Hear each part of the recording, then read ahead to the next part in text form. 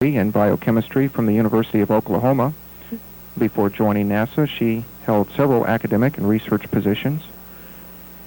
Shannon, who is 42, was born in Shanghai, China, but considers Bethany, Oklahoma to be her hometown. She is married to Michael Lucid and is the mother of 2 daughters and a son.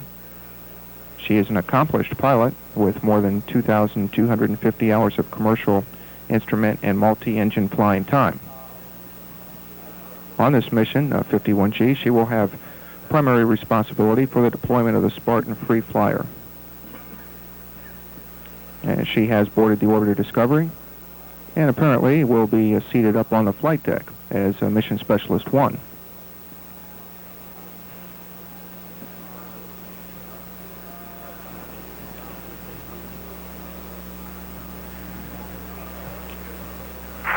And OTC, MPS. Go ahead, MPS. MPS, Liam pressurization complete. Okay. Double OS OTC. This is Double OS, go. Yeah, COS, can you verify 457? Stand by.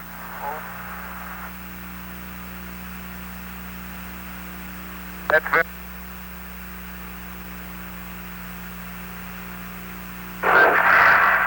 OTC, MS1 radio check. MS1, this is OTC. I read you loud and clear. How many? Read you loud and clear. Go to 5-4. Thank you, and have a good flight. Okay. OTC. Sultan is an experienced jet pilot with more than 1,000 hours of flight time. He received a bachelor's degree in mass communications from the University of Denver, and at the age of 28 is the youngest member of the crew. He was selected by the Arab Satellite Communications Organization to accompany the launch of its second telecommunications spacecraft, Arabsat-D. Sultan is single. The mission specialist, John Fabian. Sultan Al Saud getting ready to put on his flight helmet and being assisted by technicians there in the White Room. The visors have a protective cover over them to keep them from being scratched. Go ahead, Gillen. Yes, GLS initialization is complete. That's step 376 and 377. And you'll see those covers being placed on. They'll be removed by the support astronaut before she leaves. Do I have to set the limit switch, or do I just set the thumb wheels and take it to function switch to set then read? Just do the function switch to set and read. Okay. And we also need the limit switch in the proper configuration for parameter 7 to be upper. Okay, that's what I want to know. OTCS, go ahead, 30. Okay, And payload specialist Sultan Al Saud preparing to enter the Orbiter Discovery. Okay. Limit switch upper.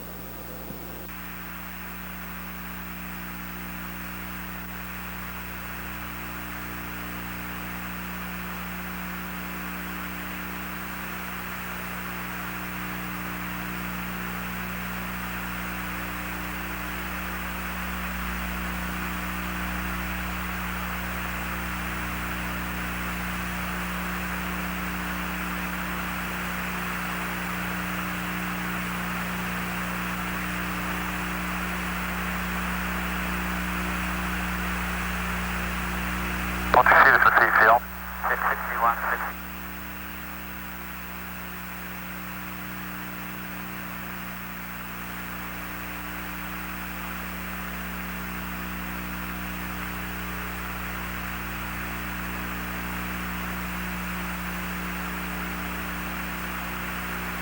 OTC, VTC.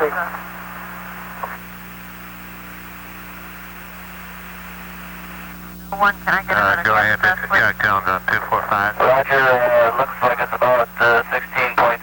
16.7. Copy. ECR, you copy that? ECR, copy. Thank you.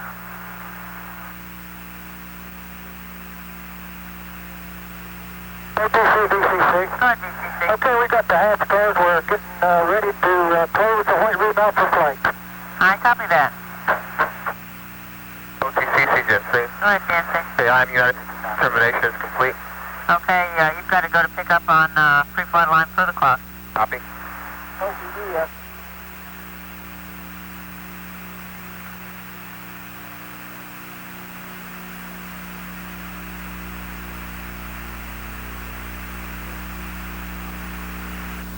Okay. This is Shuttle Launch Control at T-minus 28 minutes and counting. We're a little less than 8 minutes away now from entering a built-in 10-minute hold at the T-minus 20-minute mark. And we've just completed a playback of this morning's activities of the flight crew having breakfast in the crew quarters and then departing for the launch pad. Since you've been watching that playback, everything has been progressing very smoothly here in the Launch Control Center and out at Launch Pad 39A. And we remain on schedule for liftoff of Mission 51G and the Space Shuttle Discovery at 7:33 a.m. Eastern Daylight Time.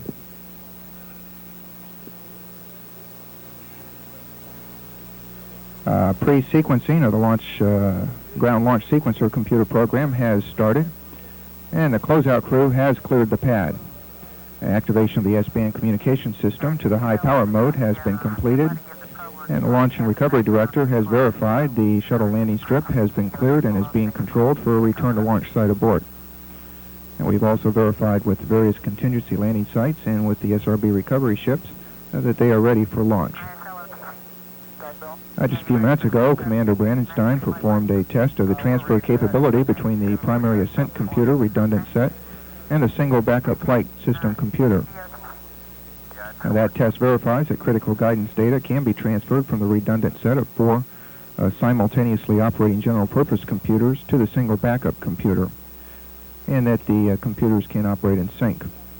Now, once again, everything is proceeding very smoothly. We're about 6.5 minutes away from entering a 10-minute built-in hold at T-minus 20 minutes. At T-minus 26 minutes, 17 seconds, this is shuttle control. Relay commands from the orbiter's computers to fire explosive charges to separate the tank and twin booster rockets from the orbiter in flight. Ground support equipment has been activated that contain the Pyrotechnic Initiator Controllers, or PICs. These are solid-state devices that arm, fire, and disarm the Space Shuttle Pyrotechnic Initiators used in the SRB hold-down, hydrogen burn-off, and T0 umbilical and ET vent arm release systems. Lockheed Test Director Chuck Hannon has asked safety to notify him when all non-essential personnel have left the launch danger area roadblock. And the closeout crew has completed their work, has left the pad already. The flight crew just recently performed another series of voice checks with Mission Control Houston on the air-to-ground network. As a part of that test, Houston provided an update to the crew on the latest altimeter settings and runways to use in the event of a return to launch site into KSC or a transatlantic abort.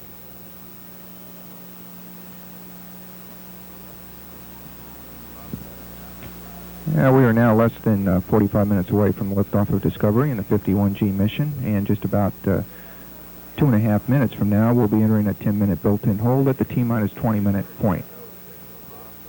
At T-minus 22 minutes, 30 seconds and counting, this is shuttle control. Can you see if that can come up on C32, please? Okay.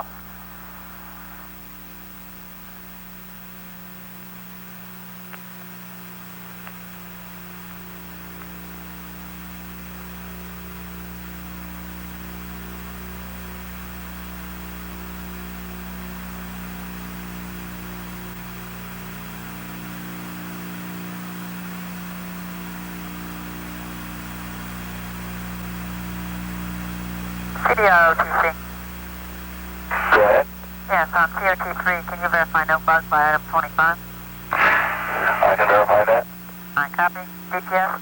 This is GPS. Can you verify your part of 773? That's affirmative. Okay.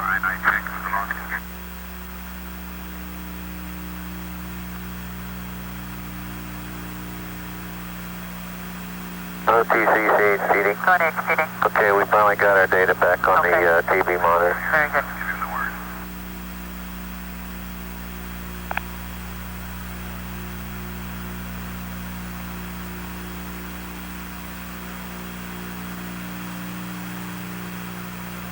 CDROTC, air to ground 1. Go ahead. On 01, could I get a cabin press, please? Looks like about 14.9 or 15. Okay. ECL? Here, Phil, we have 1489. 14.89, copy. And ECL, when you're ready, we'll pick up on 778. We're ready. Okay. CDR, you can go ahead and close your cabin vent valve. Roger, in work.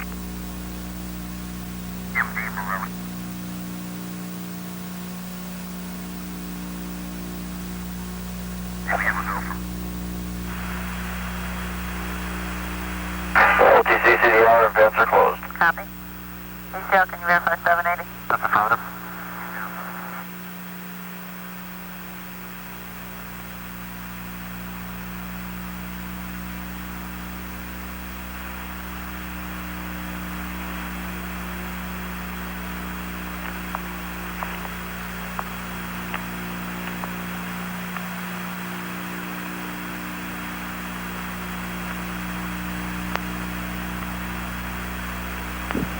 We're at T-minus 20 minutes and holding. This is a planned 10-minute hold, and during this period, the consoles in Flying Room 3 will be configured for the terminal portion of this morning's countdown. When we come out of this hold, Discovery's onboard computers will transition into the Ops 101 configuration. This is the terminal countdown configuration. And also during this hold, the orbiter's inertial measurement units will complete their pre-flight alignment and will go into the inertial mode.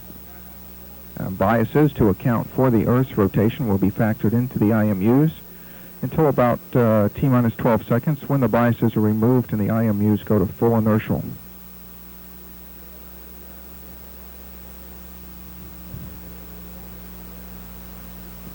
CSME, OTC.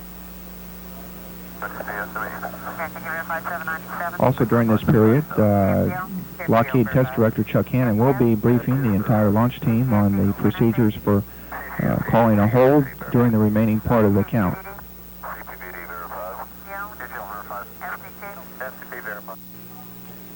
The three satellites include the Mexican spacecraft, Morelos, the Arabsat satellite, and Telstar, an American domestic communications satellite owned by AT&T. All three satellites will be spring-ejected from the Discovery's cargo bay. On each, a small attached rocket motor called the Payload Assist Module will be ignited about 45 minutes after deployment. The PAM stage propels the satellite out to geosynchronous transfer orbit of approximately 22,300 miles, where a small second rocket motor on each spacecraft is fired to circularize that orbit. Morelos is a version of the Hughes 376 satellite, a number of which have been previously deployed by the shuttle. It is first of two communication satellites that will be providing advanced telecommunications satellites, or telecommunications rather, to even the most remote regions of Mexico. Morelos is scheduled to be deployed from the cargo bay of Discovery at about 8 hours into the flight.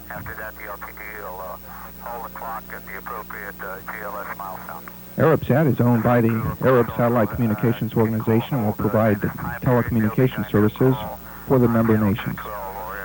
It was built by Aerospatiale. Arabsat will be deployed on Discovery's second day in space. Telstar is an American satellite owned by AT&T and designed to provide domestic communications to the continental United States, Puerto Rico, Alaska, and Hawaii. It is to be deployed on Flight Day 3. And on Flight Day 4, the NASA-sponsored free flyer called Spartan will be deployed using the shuttle's robot arm. Through pre-programmed maneuvers, Spartan will separate to a distance of about 90 miles from the Discovery and perform a survey of X-ray sources at the center of the Milky Way galaxy. Discovery will rendezvous with and retrieve the Spartan satellite on Flight Day 6. There are 6 getaway special payloads aboard, including a package of student experiments and 3 West German experiment packages.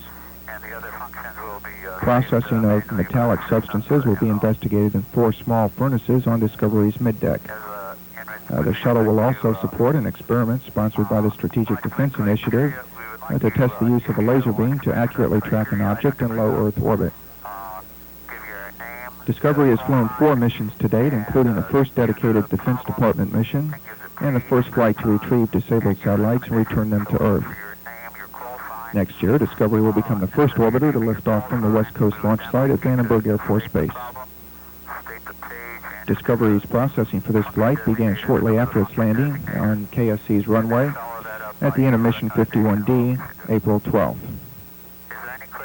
We have approximately 5 minutes remaining in this planned hold. Systems engineers have all reported back to their respective test conductors that the proper programs are running in their consoles. The pre-flight alignment of the inertial measurement units has been completed, and the guidance, navigation, and control system engineer has reported being ready to transition the onboard computers to the terminal countdown configuration. The NASA test conductor during this hold briefed the launch team on recycle options for the remainder of the countdown. Basically, from now until T-minus 31 seconds, any of the console operators can ask that the countdown be held if they see a problem.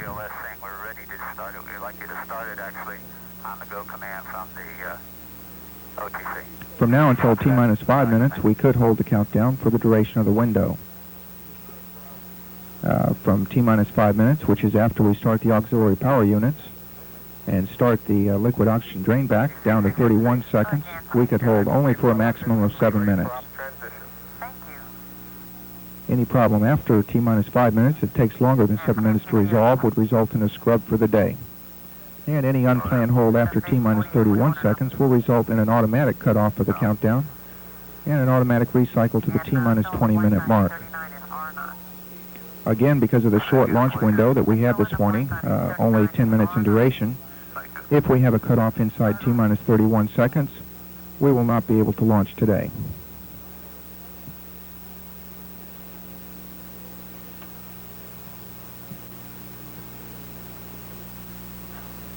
Board computers will be transitioning into the terminal countdown configuration.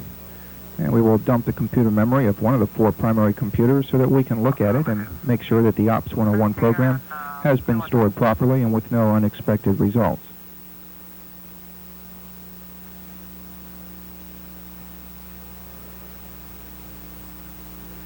And it would appear that we are going to be able to continue with this morning's count. No problems at this time.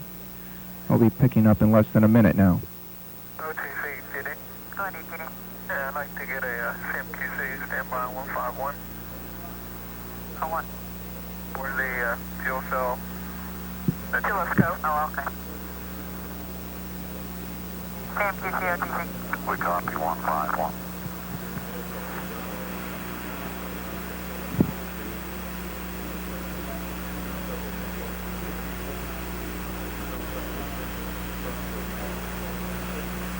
And about 20 seconds remaining in this built-in hold.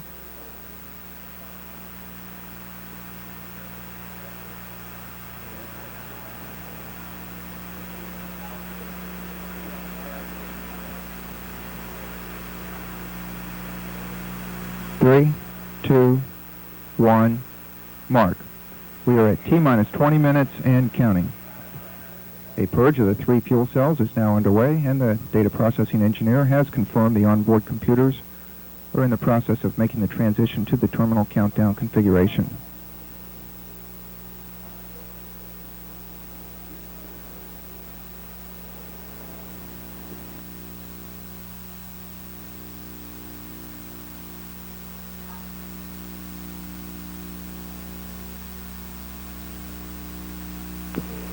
The shuttle range safety officer has reported to Lockheed Test Director Chuck Hannon that we have no problems with boats in the area.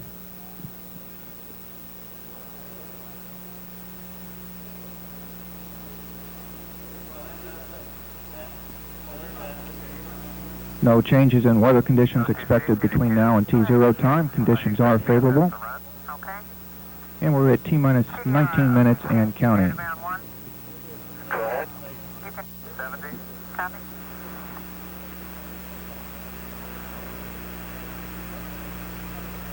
One program stored in the memory of one of the 4 redundant general purpose computers has started. This will take approximately 7 minutes to complete, after which... And that's Commander Brandon Stein reporting that the backup flight system is now in run and ready to go to Ops 101, and that the BFS transition has been reported complete.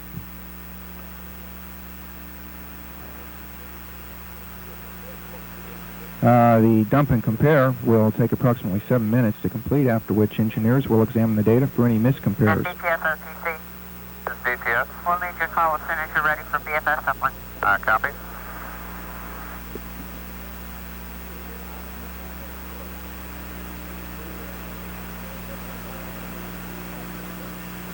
OTC, CDPS. Go ahead. Ready for BFS uplink. Copy. Right.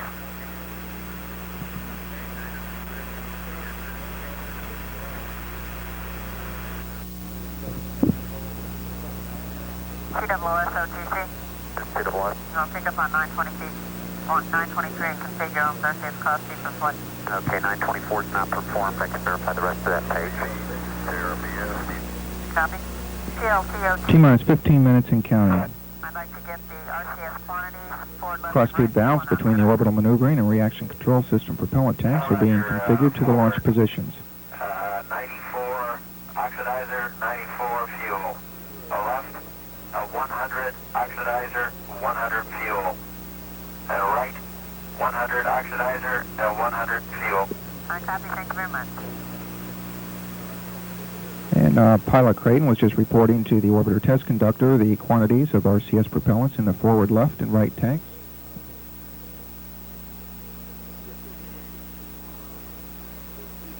T-minus 14 minutes, 19 seconds and counting, everything proceeding smoothly.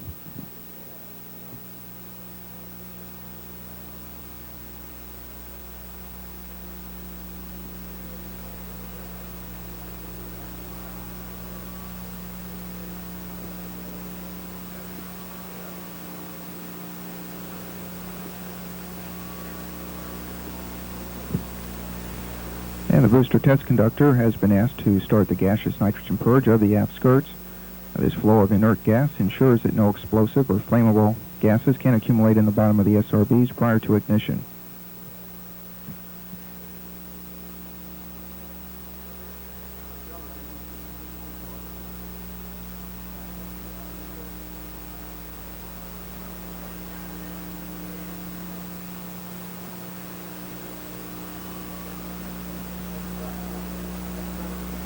OTC, CFCP. Go ahead, FCC. Yes, fuel cell purge is complete, step 944, and request EPD due 946. Copy. And the fuel cell purge has been completed, and the fuel cells, which generate the electrical power for the Discovery in orbit, are being adjusted to take over a greater share of the shuttle's power requirements.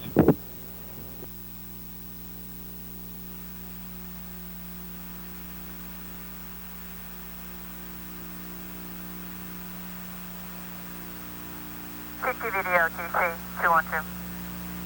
TVD. Steps 955. And we have received a clear to launch from the Supervisor of Range Operations. Through 57 are not performed. Okay. And CCME OTC. CCME go. You want to perform your SSME valve monitoring program? Roger.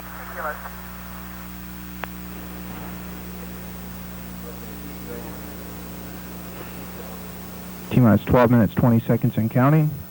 All systems go. OTC, CDPS. Go ahead. The T-minus 20-minute GPC dump is complete with known miscompares. Thank you very much.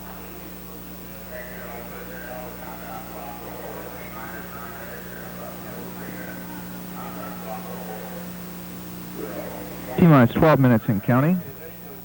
Contingency support operations have been verified, ready for launch, and emergency aircraft and personnel are on station. Now the T-minus 20-minute dump of the orbiter general purpose computer memory has been completed. TOS, DOTC 212. C1C, go ahead. Yeah, we're going to need the drip patch installed. Negative. Okay. CBFS OTC. CBFS OTC 212. The CBFS, go Okay, ahead. 965, 966 will be not performed. That's the first.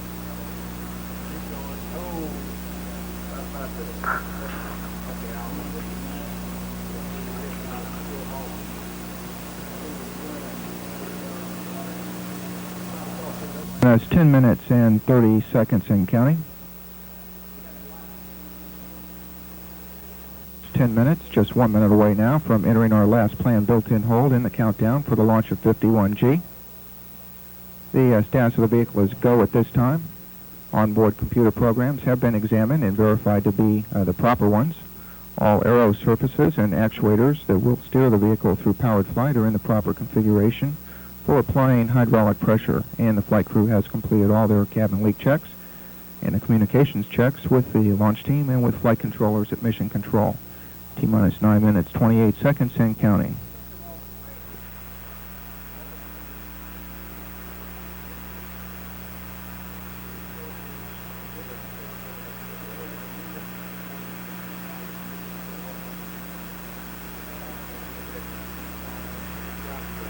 And we're now coming up on the T-minus 9-minute hold. On my mark, 3, 2, 1. We're at T-minus